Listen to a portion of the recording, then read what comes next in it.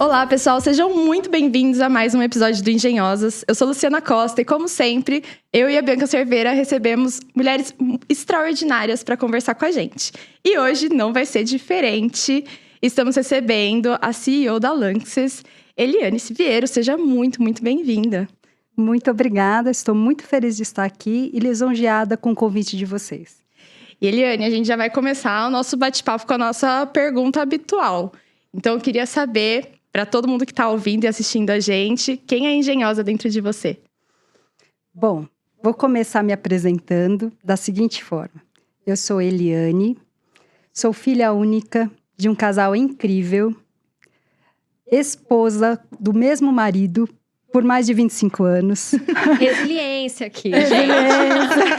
E muito amor também, né? Mãe de 3 filhos, 2 meninos e uma menina. Advogada, administradora e atualmente, há 8 anos, estou como presidente da Lanxess no Brasil. A Lanxess é uma empresa química alemã com sede na cidade de Colônia, Alemanha. E aqui no Brasil tem 500 funcionários distribuídos em 4 sites no estado de São Paulo. Agora, a engenhosa que existe dentro de mim, eu tenho que falar, né? Vocês me cutucaram aqui. A engenhosa que está dentro de mim é bastante sonhadora, mas também realizadora. É família, é gente que gosta de gente, que gosta de liderar, que gosta de desenvolver pessoas e que acredita que esse desenvolvimento traz um bem não apenas para a pessoa que recebe o desenvolvimento, mas para ela própria. Enfim, é uma pessoa que gosta de gente, que gosta de liderar, que gosta de ir atrás de resultados, sempre baseados no trabalho de equipe, baseados no trabalho cooperativo. Essa sou eu. Aí você sabe que, assim, ouvindo você falar e procurando, porque a gente faz nossa pesquisa aqui, você sabe, né? Stalkers, né? Stalkers. Mas, assim, eu acho que me chamou muito a atenção na sua trajetória e nas suas falas, assim, o quanto que você fala sobre esse aspecto de pessoas. Então, acho que a gente está começando um novo episódio aqui muito especial, porque falar de pessoas e falar sobre gestão é um tema, assim, que acho que me inspira muito e me faz aprender muito. Até brinquei com você antes, né? Acho que às vezes eu sou jovem aqui de profissão, né? Mas ouvir pessoas tão experientes, né? E, assim, ver a trajetória de vocês é sempre muito inspirador. Então, eu tô muito animada pra nossa conversa de hoje, Bia. Eu também. A gente recebeu a indicação aí do seu nome através do nosso CEO, Pablo. Obrigada, Pablo. Obrigada, Pablo. Também. E ele falou com muita admiração sobre o seu trabalho, sobre você. Acho que vocês se conhecem, né? Do mercado aí também da Câmara. Da Câmara, a gente vai falar um pouquinho disso mais pra frente. E ele falou pra gente, né, da sua trajetória e até se tornar CEO. Então, eu quero começar lá de trás, na verdade, Eliane, porque eu acho que é um ponto muito importante pra gente trazer pras pessoas que estão ouvindo a gente. De como a formação não é determinística, acho que a gente falou disso em todos os episódios, quase. Mas, pra gente, a sua trajetória é icônica nesse sentido, assim, né? Então, você é uma advogada que se tornou CEO de uma empresa química. Eu queria que você falasse um pouco sobre essa trajetória pra gente. O que te levou até esse lugar? Perfeitamente. Bom, muito obrigada pela pergunta. Me faz passar um filme na cabeça, né, de tudo que eu já percorri, né, nessa jornada. E você falou bem, né? Eu acredito e sou o exemplo, assim, de que realmente a formação não define o futuro, né, profissional de ninguém. Por que eu falo isso? Você trouxe a questão do direito, mas ainda tenho uma informação adicional. Antes do direito, eu fiz técnico de magistério, né? E durante o técnico de magistério, eu descobri que eu tinha inclinação forte para o direito. Como é isso, Eliane? Fazendo magistério, você descobriu que vai fazer direito? Como é que eu descobri isso? Existia uma matéria nesse curso que era Legislação Aplicada à Educação. Era a matéria que eu mais gostava. né? Você vê. Então foi aí que eu mudei o rumo, né, da minha história, né? Então passei a cursar o direito, e isso eu posso dizer para vocês que eu cursei direito mais ou menos uns 30 anos atrás, e naquela época ainda ouvi de professores falando de que o direito não era para as mulheres, né? Isso não me abalou, né? Segui em frente e comecei a trabalhar, comecei a estagiar, tanto em escritório de advocacia como na indústria. E ao fazer o estágio na indústria, na época eu tinha feito na Johnson & Johnson, eu descobri que o meu perfil era muito mais executivo do que de consultoria, né, de assessoria. Então, por isso, naquele momento eu decidi, eu vou ficar na indústria, eu vou passar a trabalhar em departamentos jurídicos de indústria.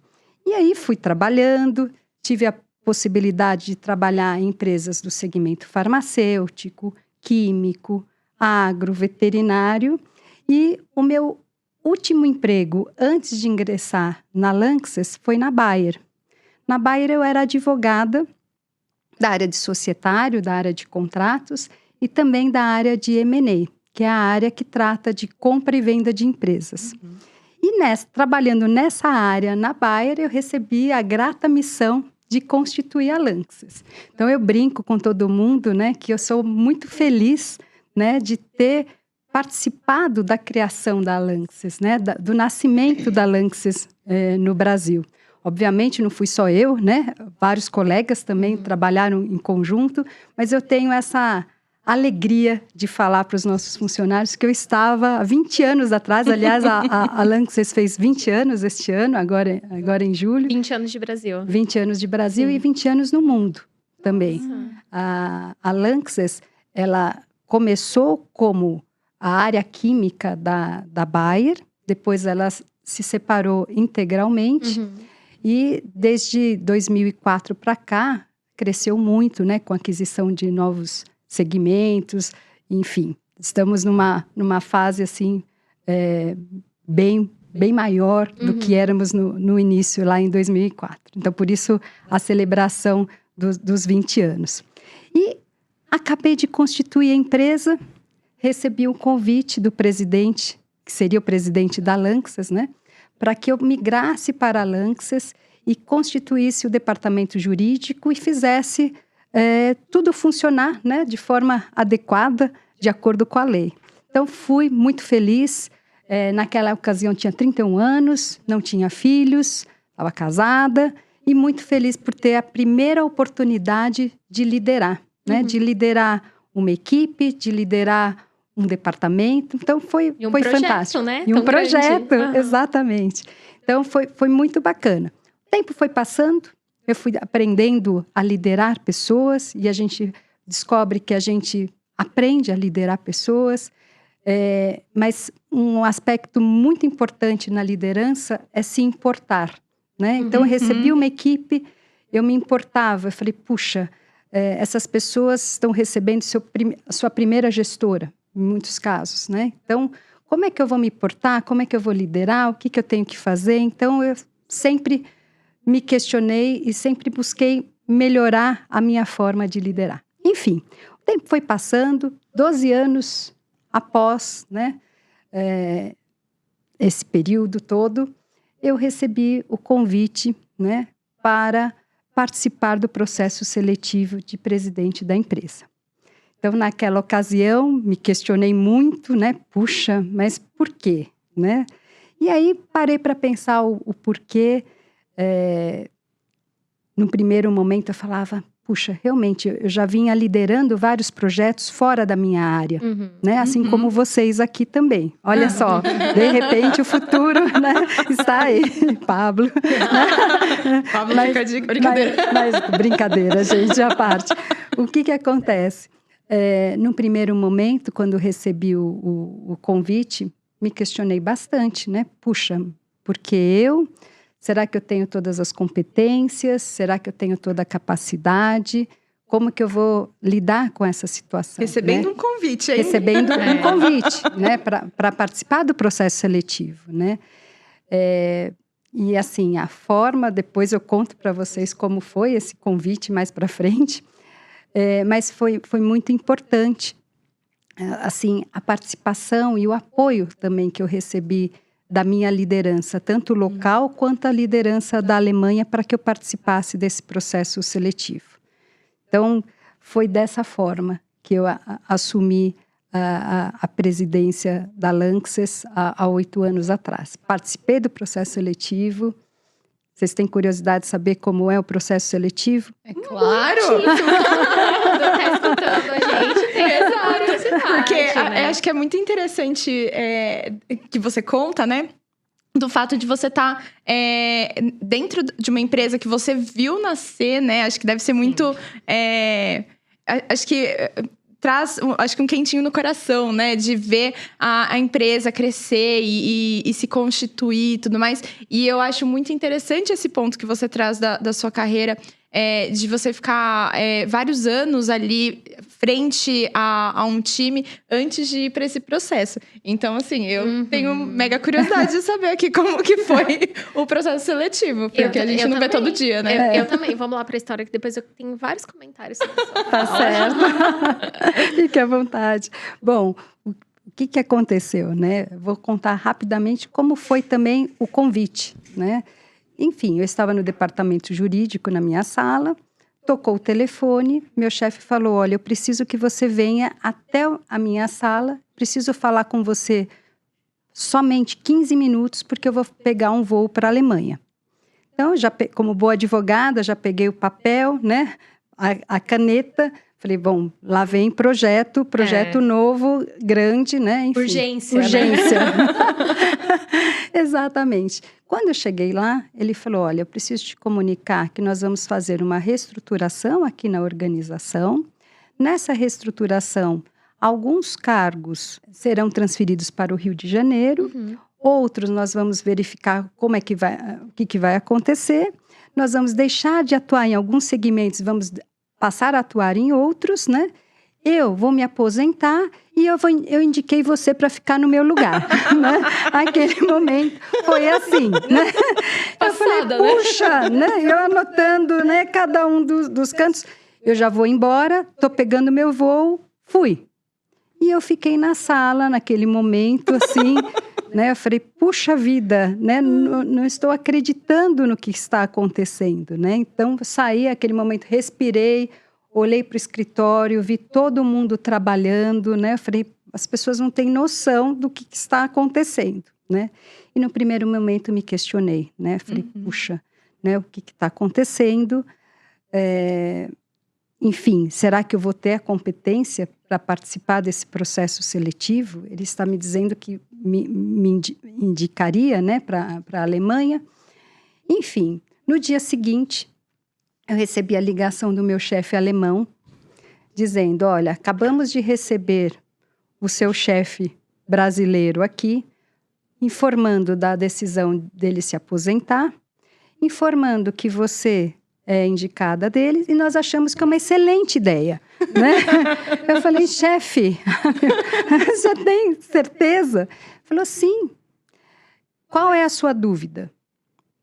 Eu falei, eu não sei se eu tenho todas as competências, toda a capacidade, tudo que é necessário para exercer esse cargo. Ele falou, pense numa coisa. Se está sendo oferecida essa oportunidade para você, significa que você está pronta. E outra mensagem que eu vou falar para você. Se fosse para um homem, esse homem jamais ficaria em dúvida de aceitar a indicação ou não. Ele aceitaria e depois ele buscaria desenvolver as habilidades e as competências necessárias para isso. Então, qual é a sua dúvida? Você vai participar ou não vai participar? Até porque ele já tinha anunciado tanta mudança ali que o futuro era bem certo. Exatamente. Né? E aquele momento foi, assim, bem interessante. Ele falou, olha, fique tranquila, participe do processo seletivo, eu acho que é importante, mesmo que você não venha a ser aprovada. Você terá se testado, você terá tido uma outra experiência de vida, de ser entrevistada, né, pelo board alemão, né? Então, você vai vir para cá, você vai ser entrevistada individualmente por cada um dos diretores globais da empresa. Então, se dê a chance. E eu aceitei essa chance. No avião, eu ia pensando em todas as possíveis perguntas que poderiam me fazer. Sim. Né? E com quem eu conversava, que era já presidente, eu falei, quais perguntas que fizeram? Nem Eliane, né? Eu falei, puxa, é só uma dica, né? Mas no final, o que eu decidi, né? Falei, eu vou ser eu mesma, né? Não adianta eu me demonstrar de uma forma diferente que eu não seja, que eu não sou, né? Então, fui eu mesma. Falei em tudo que eu acreditava que era necessário fazer na organização para que essa organização crescesse, essa organização se desenvolvesse. Obviamente, estávamos num momento de reestruturação, então também tive os desafios de como manter toda a equipe motivada, mesmo em tempos difíceis. Então, fui eu mesma, né? E acabei sendo aprovada.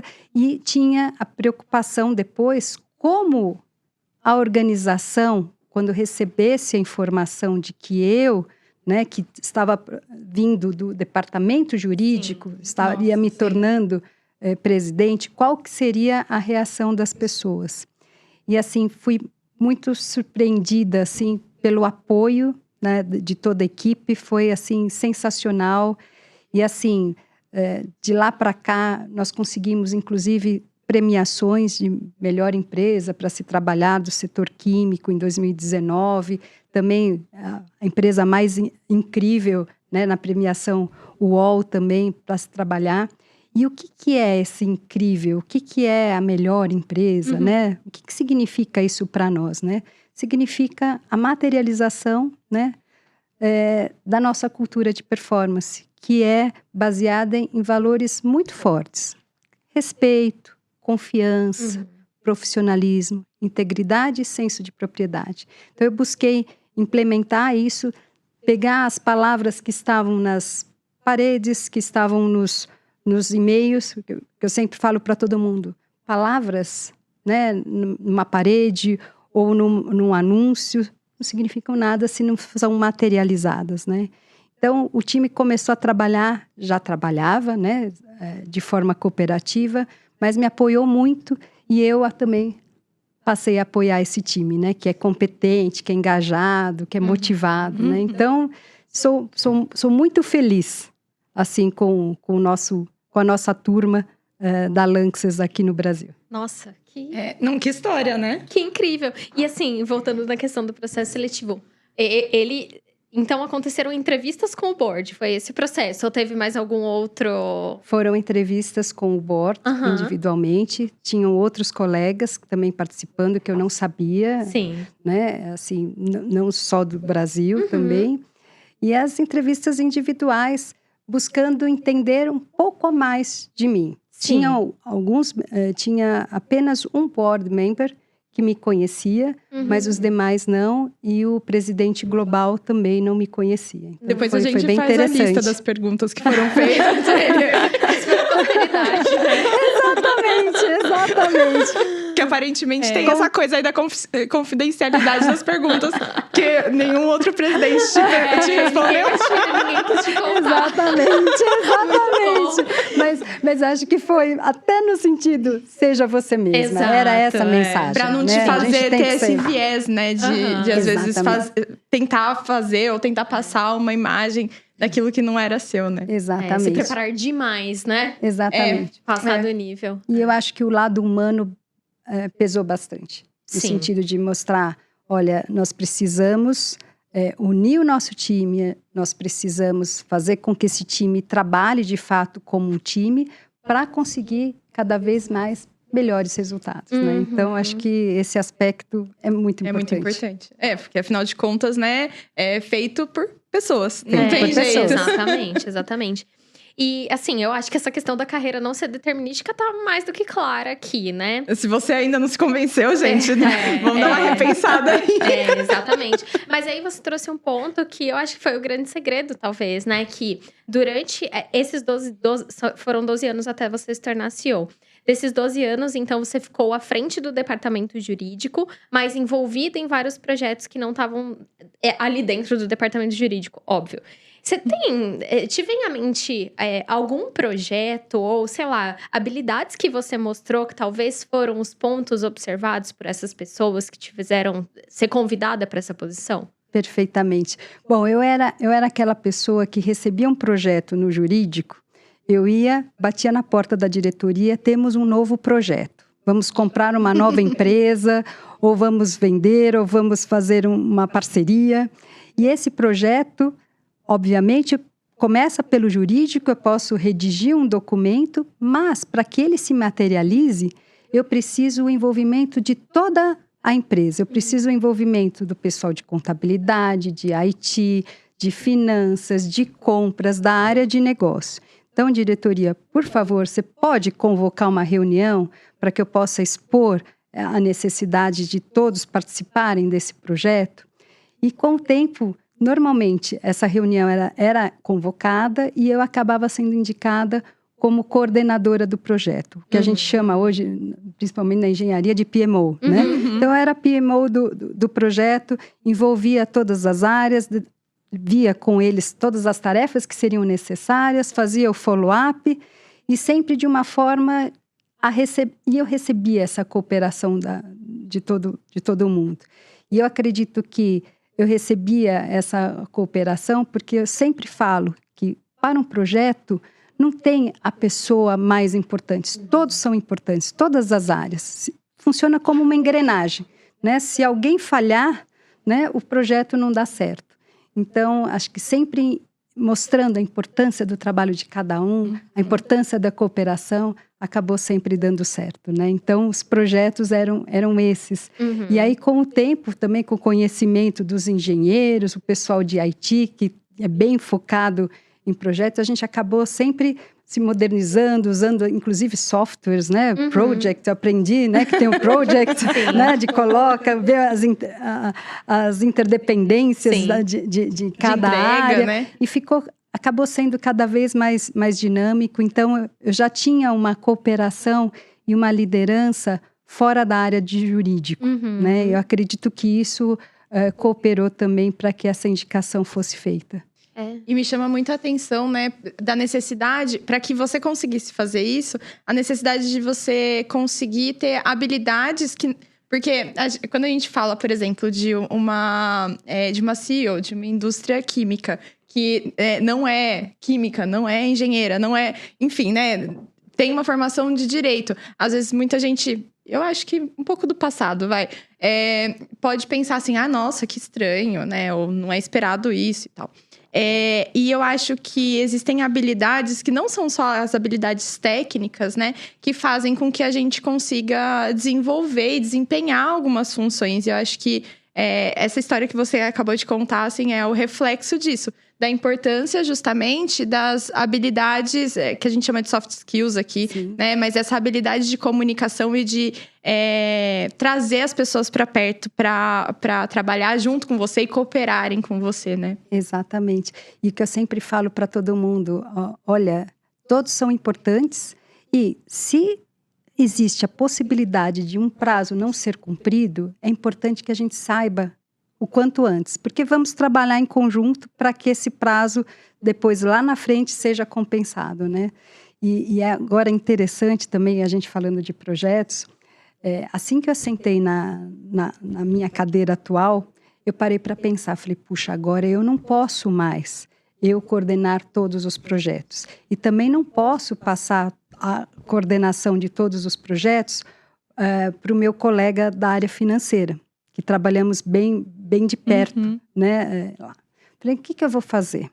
Então, eu passei a olhar para a organização e falei, eu preciso desenvolver novas lideranças para também, né, liderar esses projetos. Então, o que eu faço? O que eu faço já há 8 anos? Quando a gente tem um projeto, eu olho para a nossa liderança, né, vejo os líderes mais experientes e também... não somente os líderes mais experientes, mas também aquele líder que tem um potencial, assim, que a gente consegue já enxergar logo de primeira, e o convido para ser PMO de um projeto. né, de um projeto fora da sua área de conforto, fora da sua área de atuação, né? Então, nós já tivemos colegas da área de finanças, já tivemos colegas da área de compras, da área de PTSE, conduzindo os projetos. E, no primeiro momento, eu vi o pessoal um pouco apreensivo, né? Puxa, mas eu vou ter que liderar os colegas de outras áreas sem eu ter realmente a liderança hierárquica desse colega? Como vai ser? Falei, gente, vai ser igual como sempre já foi, né? Porque vocês também já formaram entre si uma união, um trabalho de time, então vai dar certo. E todo mundo que já participou como PMO desses projetos acaba gostando, porque também tem uma visibilidade com a Alemanha, tem a visibilidade com os Estados Unidos e com outras partes do mundo, porque são, na maioria das vezes, projetos globais, né? Então, eu tenho feito dessa forma e me dá uma satisfação enorme de ver aquele líder se desenvolvendo, né, com a liderança extramuros, que é o que eu falo, né? Não só na sua área técnica, né? Então, que é justamente o que você falou, né, que são as soft skills que são desenvolvidas cada vez mais nessa liderança de projetos, nesse trabalho conjunto de toda a equipe. Você mesmo faz esse exercício com o time, né? O que deu certo para você, você tem a generosidade, inclusive, né, de oferecer a oportunidade para as outras pessoas. Assim, exatamente. Muito legal. E futuramente a gente tem que pensar nos nossos sucessores também, né? Sim. Por que não? Né? A gente tem que pensar... e é muito importante para a organização que haja essa sucessão. E esse pensamento. Sim. Não estou dizendo que estou para sair, hein, gente? Pelo amor de Deus. Mas é importante, claro. Essa análise por parte de todas as empresas. E né? desenvolvimento. E desenvolvimento. As pessoas também, né? Incrível, né? Então, a gente... Obrigada! Imagina, gente. Por favor. Tem um ponto que eu queria trazer aqui, que é a questão dos resultados, né? Você, como o CEO da empresa, você é a principal, você é a carinha ali do resultado da região, do Brasil. E eu imagino, assim, pra gente entender qual é o core business e o resultado, você tem que estar muito conectado ali com o propósito da empresa, né? E muitas vezes a gente tem um projeto, mas não necessariamente a gente para pensar qual que é o propósito daquilo pro todo da corporação. Às vezes aquilo nem é visto ou num primeiro momento, né? Então, eu imagino que você, durante os seus projetos, lá atrás, antes de se tornar CEO, você tinha muito forte essa conexão com o resultado que aquilo ia gerar para a empresa, certo? Certo.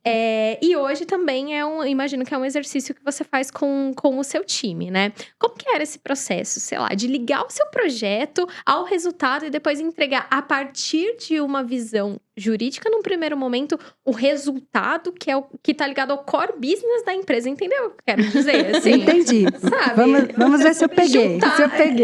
Unir essas coisas assim, né? Porque eu imagino que no fim das contas foi o seu resultado, de fato, o grande diferencial ali para te colocar também nessa posição. Né? Não, perfeitamente. Olha, como eu comentei com você, né?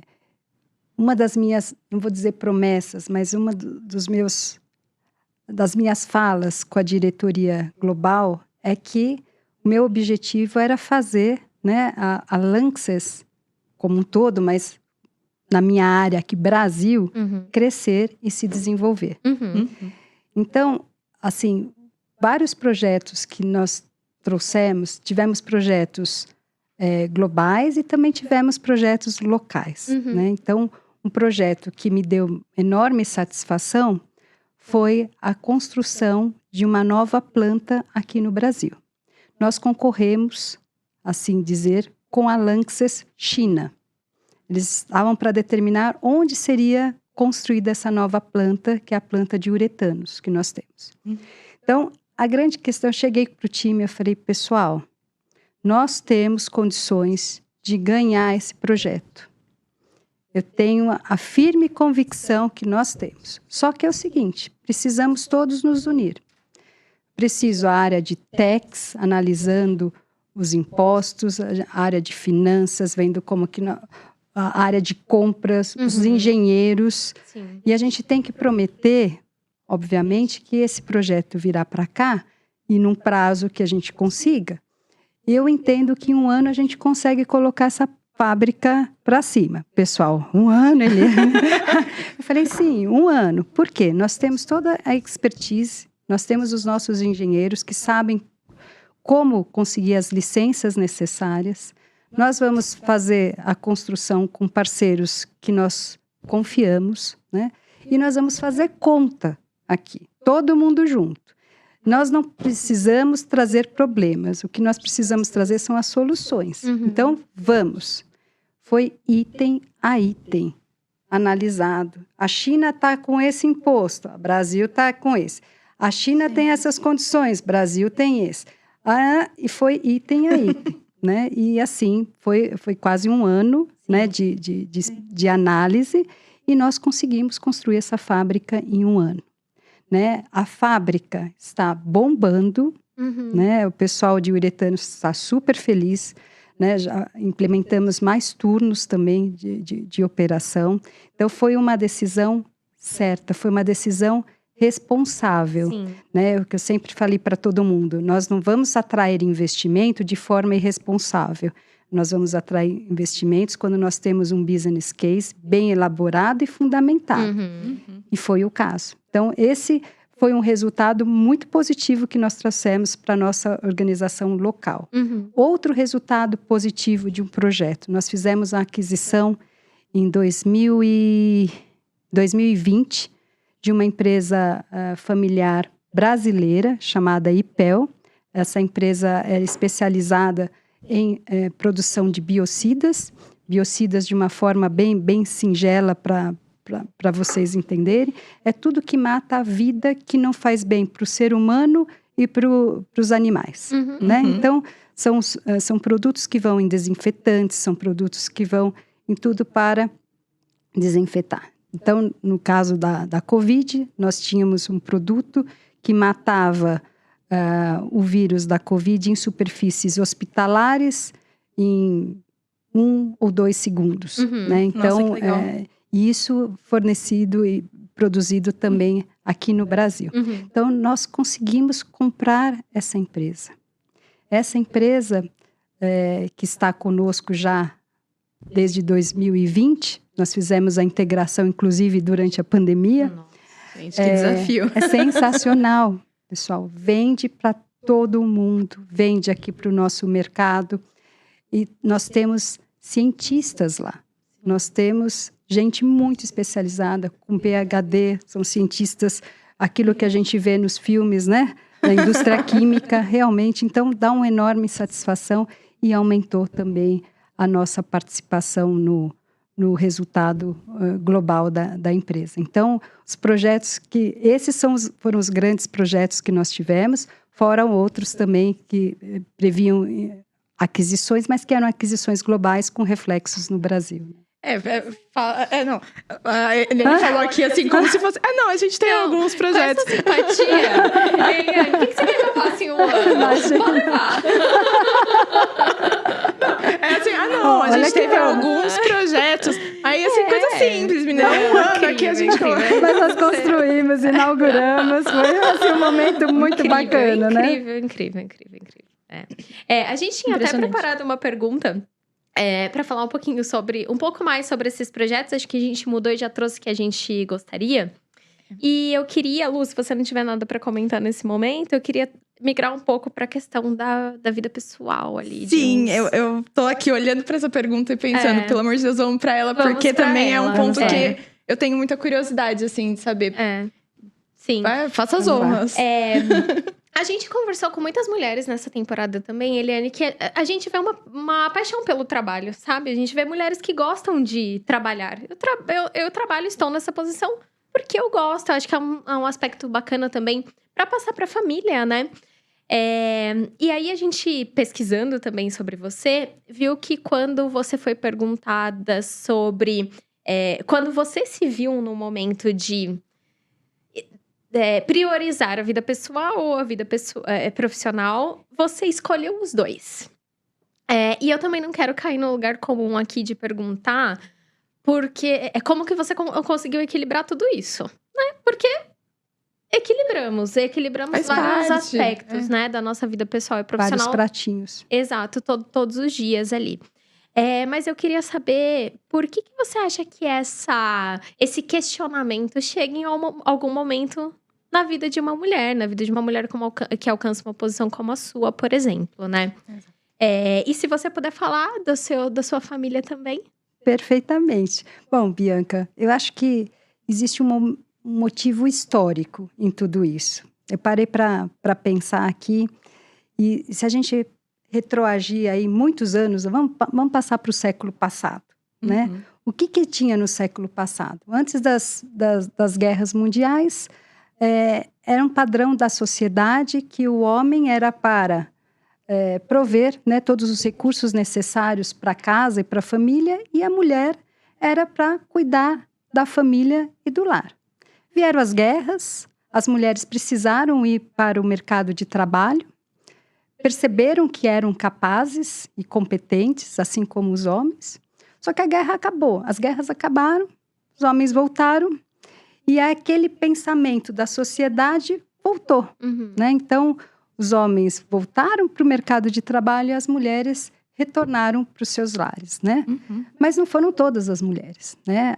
Houve aquelas mulheres que falaram, puxa, eu sou capaz, eu quero ter minha independência financeira, minha independência profissional, eu gosto de trabalhar, e foram. E é por causa dessas mulheres que hoje a gente está aqui, né? Mulheres casadas, solteiras, separadas, com uma profissão. Mas se a gente parar para pensar, será que mudou o pensamento da sociedade? Eu acho que mudou, melhorou. Mas ainda existe um pensamento no sentido de que o cuidado, né, da família, o cuidado do lar, ainda cabe à mulher. Se não tivesse esse pensamento, a gente não teria nem o tema que houve em um dos Enems recentes, que era o cuidado invisível da mulher.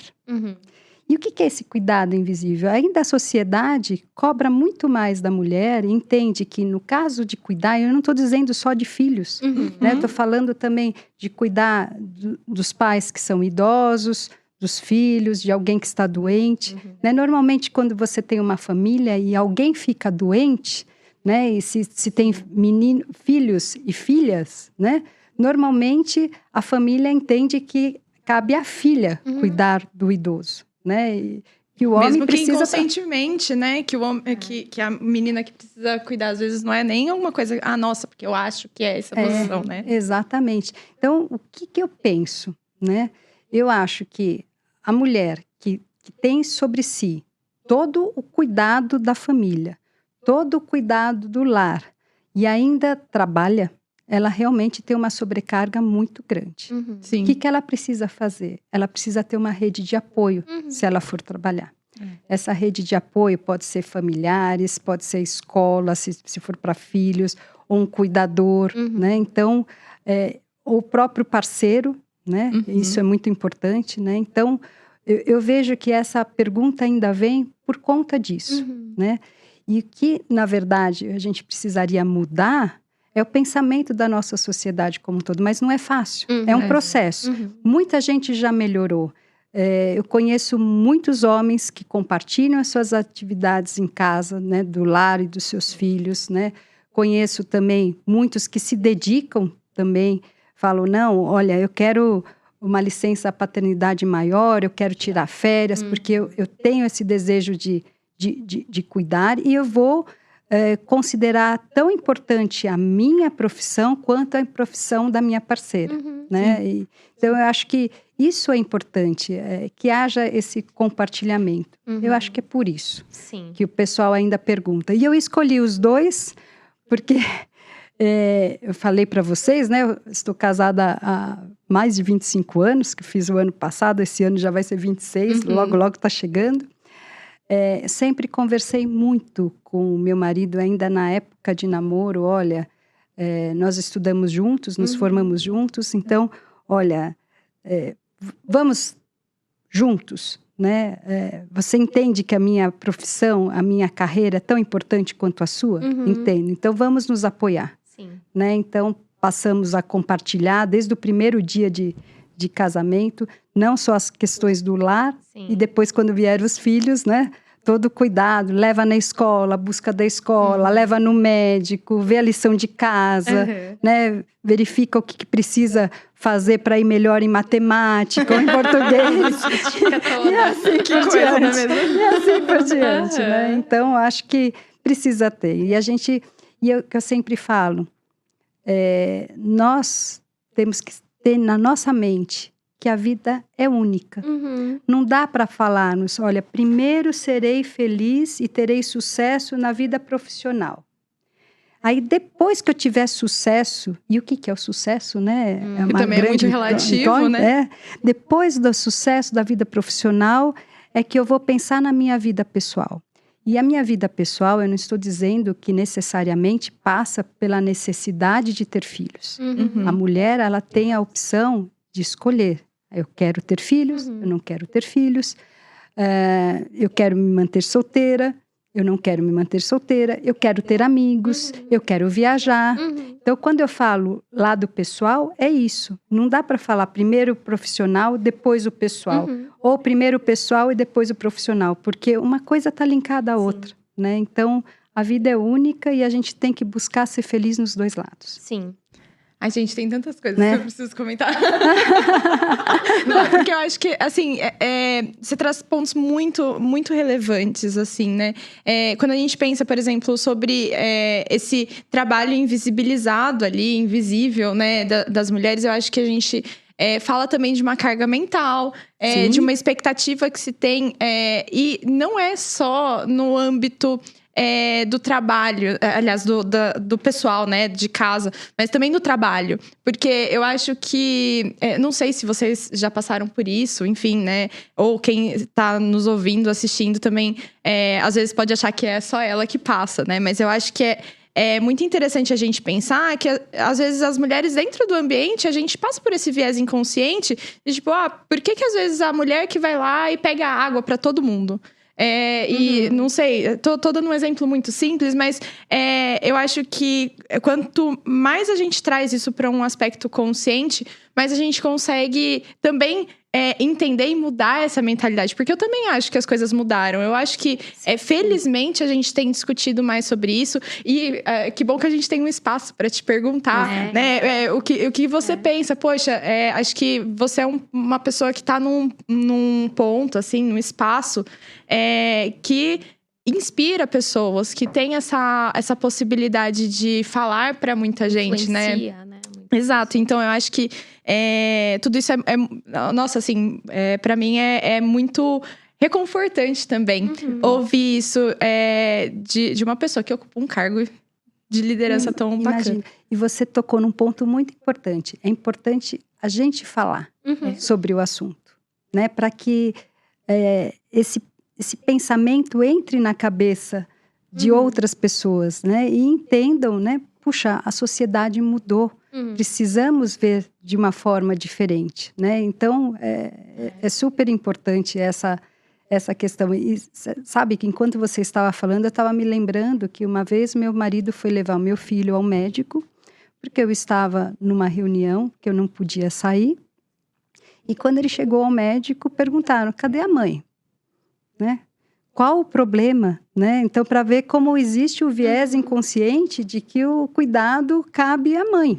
Exato. Né? Então, é importante a gente saber que é um viés inconsciente e que tanto homens quanto mulheres têm plenas condições de cuidar das suas famílias, dos seus idosos de forma igual, de maneira que não fique uma sobrecarga muito grande sobre a mulher. Sim, e assim...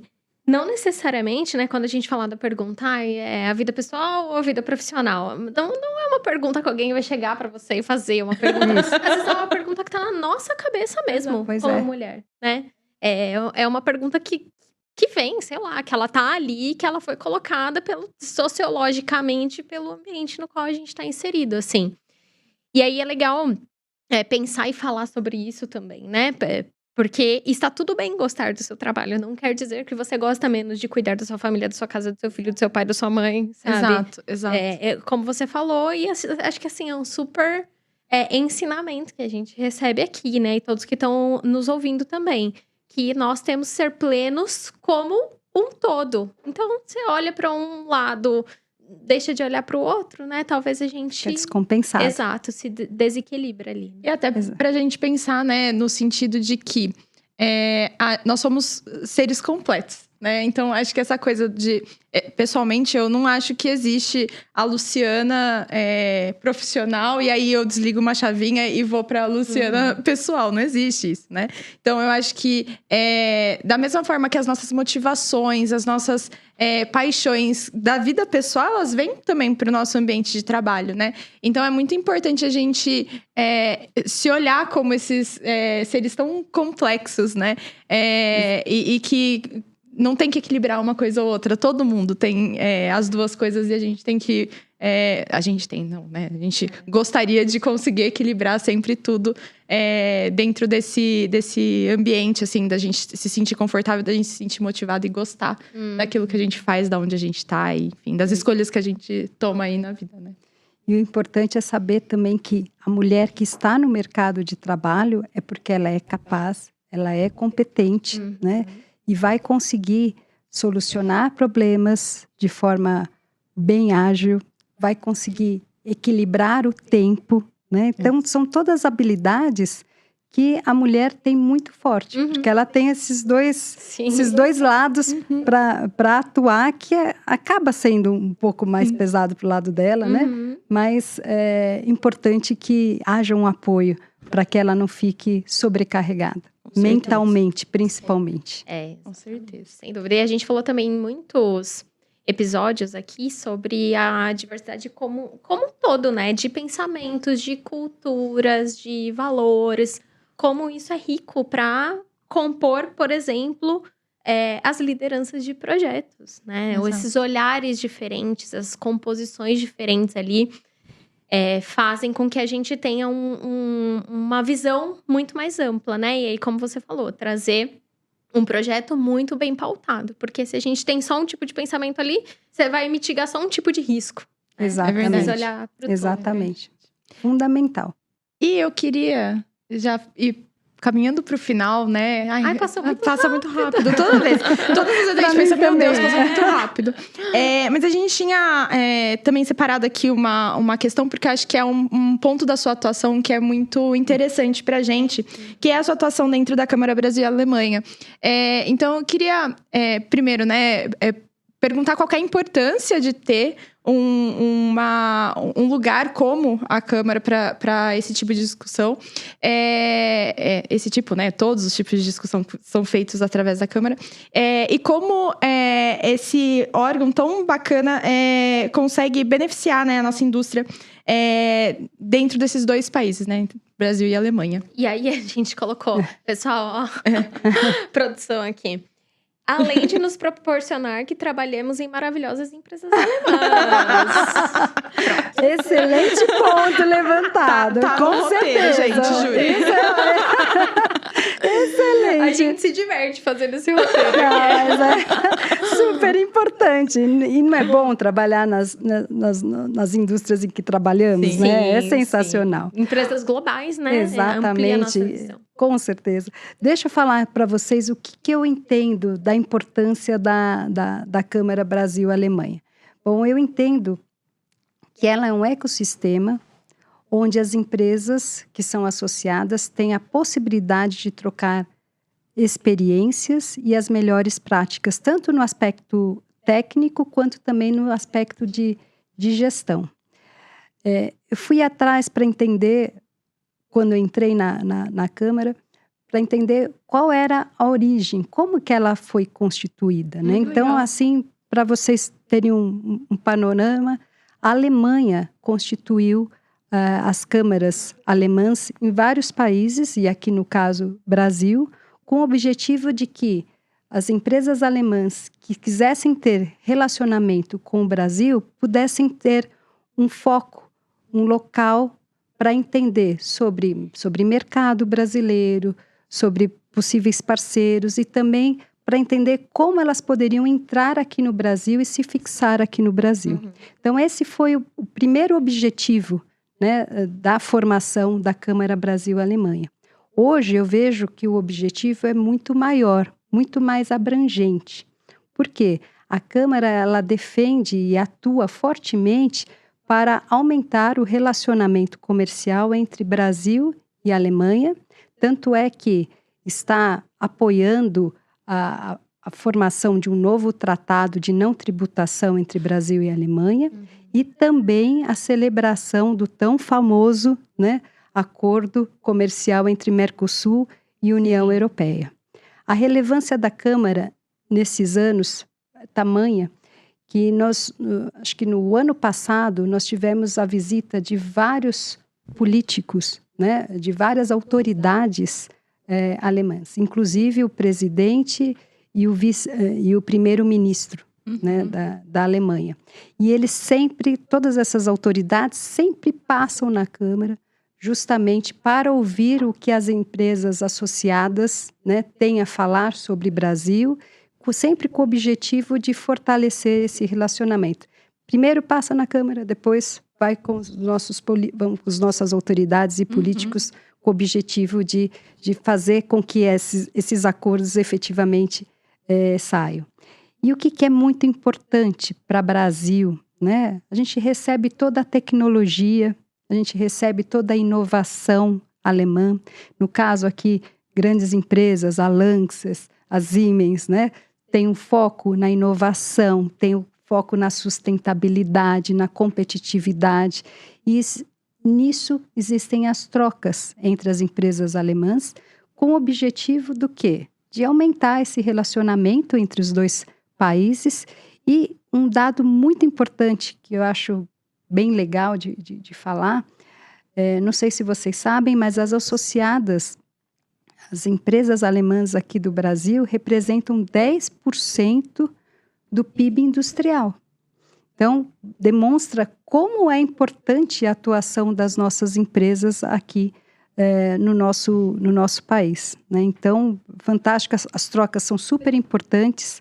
E o que eu vejo, né? Não somente eu, como todos da Câmara, Brasil é o parceiro ideal para a Alemanha, né? Em questão de sustentabilidade, em questão de ESG, né? E também de potencial de digitalização, né? Então, tem muita coisa para vir aí. E essa discussão entre as empresas, a possibilidade de networking, a possibilidade de parcerias é fundamental para que a gente consiga, né, lidar com todos os desafios atuais, né, os desafios geopolíticos, os desafios aí que estamos tendo atualmente no mundo todo. Então, eu vejo dessa forma, é relevante a participação, é muito bacana as trocas e, principalmente, a possibilidade de influenciar, né, o aumento do relacionamento entre Brasil e Alemanha. Sim. E é assim, realmente a gente percebe o quão relevante é e o quanto que a gente tem de trocas mesmo, assim, né? De quanto isso reflete dentro dos nossos mercados e dentro da nossa própria atuação quando a gente fala da Siemens, né? Enfim, no nosso dia a dia. Então, assim, eu queria só agradecer, porque aprendi pra caramba. Me senti super inspirada e, assim, você trouxe pontos muito, muito relevantes, Eliane. Assim, muito, muito, muito obrigada. Eu que tenho que agradecer a Bianca, a Luciana. Foi um enorme prazer conversar com vocês. Assim, me senti super à vontade. E vocês passaram a conhecer um pouquinho mais de mim, um pouquinho mais da Lanxess e dos pensamentos que estão dentro desta engenhosa aqui. Muito obrigada. Muito obrigada. Obrigada, Eliane. Eu também, assim, nossa, desde as nossas primeiras conversas, a gente foi uma troca. A nossa troca não é só aqui, né? A gente conversa no bastidor para organizar tudo também. Muito legal ouvir a sua história, né? Muito legal também poder nos projetar aí no futuro e nos inspirar para mulheres que estão há tanto tempo no mercado de trabalho, seguem aí com as suas carreiras, crescendo, inovando, né? Isso é muito importante pra gente olhar onde a gente pode chegar também. E é isso, pessoal. Então, eu queria convidar todo mundo para assistir os outros episódios, conhecer mais engenhosas, assim como a Eliane, no nosso site www.siemens.com.br/engenhosas e também procurem por Engenhosas no YouTube e no Spotify. E vem mais por aí, hein? Tchau, tchau. Se vocês ainda não assistiram, gente, volta lá que tem uma primeira temporada inteira cheia de gente legal pra vocês conhecerem. Então, Eu assisti, vale a pena, pessoal. maravilhosa, Assistam. maravilhosa. Obrigada, Tchau, gente. tchau. Até a próxima. Tchau, tchau. Obrigada.